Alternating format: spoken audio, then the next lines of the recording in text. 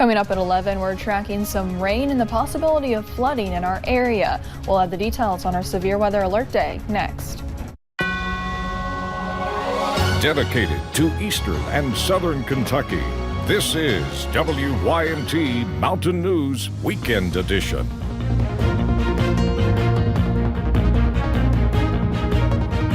Good evening and thank you for joining us. I'm Macy Marie. While the rain has moved out for the evening, a cold front will bring heavy rain and strong storms to the area tomorrow, which could cause some issues for us. Brandon Robinson joins us now with more on what we're expecting. Brandon? Hey Macy, yeah, you're right. We're going to continue to see off and on showers and storms throughout the night. Nothing major overnight, but again, tomorrow's when that cold front swings through, and it could cause us some concerns over the next about 36 hours or so. Let's take a look, see what's going on right now.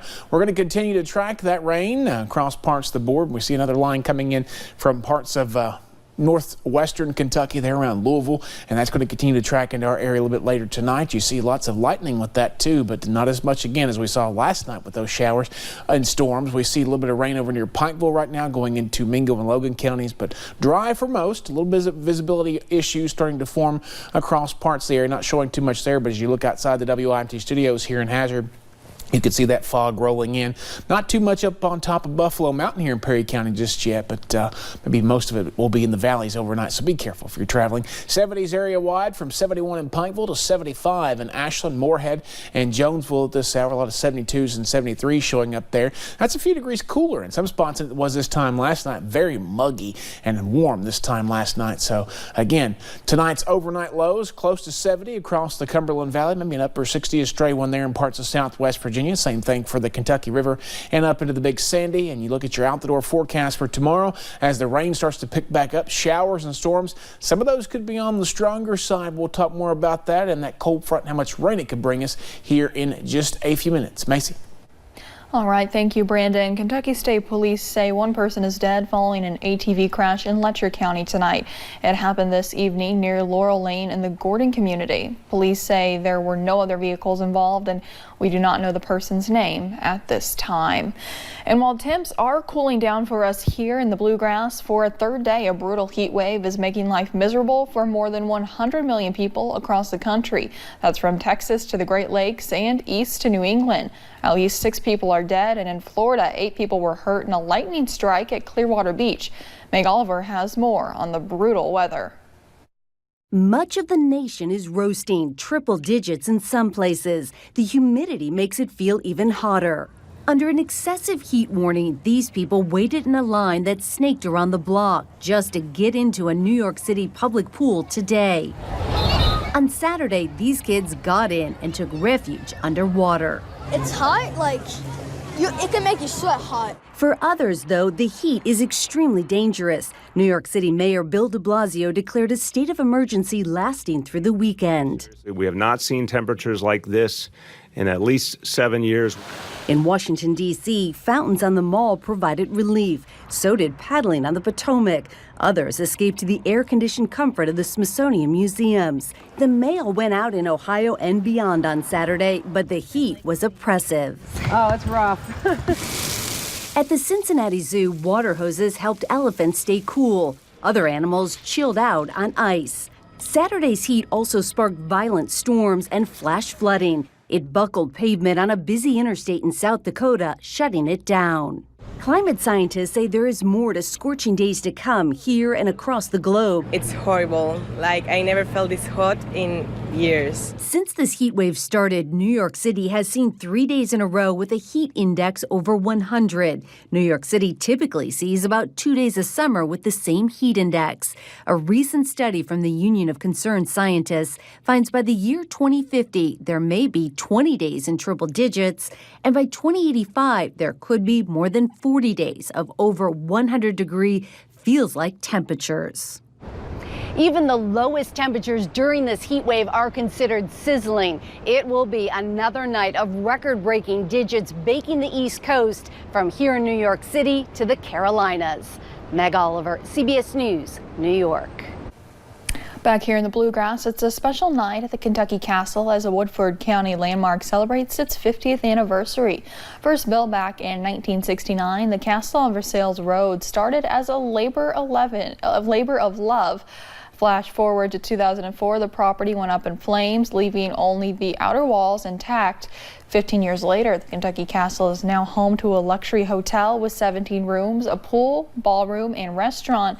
And tonight, all of that was put to good use with a Beauty and the Beast themed Be Our Guest event celebrating the castle's 50th anniversary. This is the first point in this castle's history where people are really starting to realize there's a lot to do here on the property. The castle hosts different events now, including weddings and charity events. The 14th annual Hillbilly Christmas in July began yesterday and continued this morning. Around 100 motorcycle riders put their kickstands up for the Randy Jones Memorial Ride. WYMT's Marianne Fletcher was there and has more about this life-saving charity. 14 years of engine revving charity work.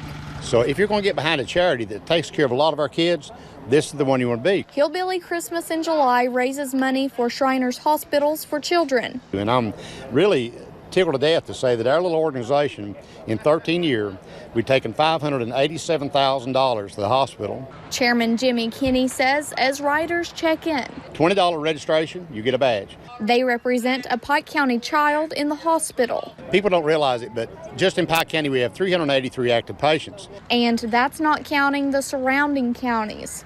If you take Pike, Floyd, Johnson, Knott, Letcher, we're over 1,100 active patients. This year, the ride started at Mine Shaft Harley-Davidson. To Elkhorn, over to Phelps, back to 119, back to Pikeville, and when we get back here, then we would do a drawing on a motorcycle. Last year, the route changed after the hospital in Lexington relocated. You make one trip, and then you're hooked, and you'll be like the rest of us. You'll be old and gray and out here trying to make money. Kenny says regardless of the money, the effort is all about one thing. We are looking for that child that needs help more than we're looking for the money. In Pike County, Marianne Fletcher, WYMT Mountain News. Last year, Jimmy Kinney says Hillbilly Christmas in July raised more than $50,000, and he says he hopes this year to exceed that number. Most of us enjoy our daily cup of coffee, but would you enjoy it a little bit more if you knew the money you spent went to helping your community? At the Well in Leslie County, the money goes straight next door to the food pantry. Big Creek Mission started both the food pantry and the coffee shop 4 years ago to help with the food insecurity in the area. 4 years ago, we started the food pantry, which they started a coffee shop to pay for the food pantry, to support it. They do pay a few employees, but most people you will see working there are volunteers. From pouring rain to stifling temperatures in Tennessee, the weather's creating the perfect environment for early sunflower blooms. In Davidson County, this field open to the public, and people from all over the area come to see the yellow blooming beauties. Some even travel from other countries. We had people literally showing up Saturday and Sunday. They had driven from Ontario. Now those who manage the field hope the weather will continue helping those sunflowers bloom. Sunflowers grow in several varieties and typically bloom in the late summer and fall. Protests against the construction of an astronomical telescope on the mountain Mauna Kea in Hawaii continued on Sunday.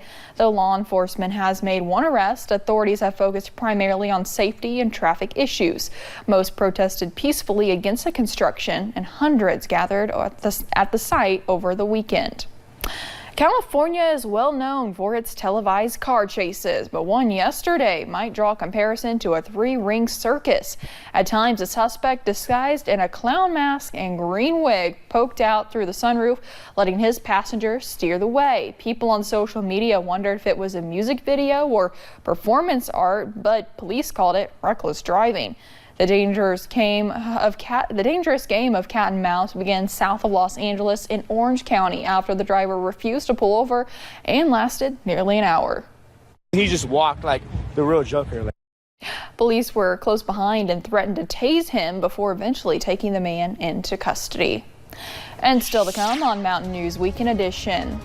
Iran's actions had the Pentagon preparing for the worst.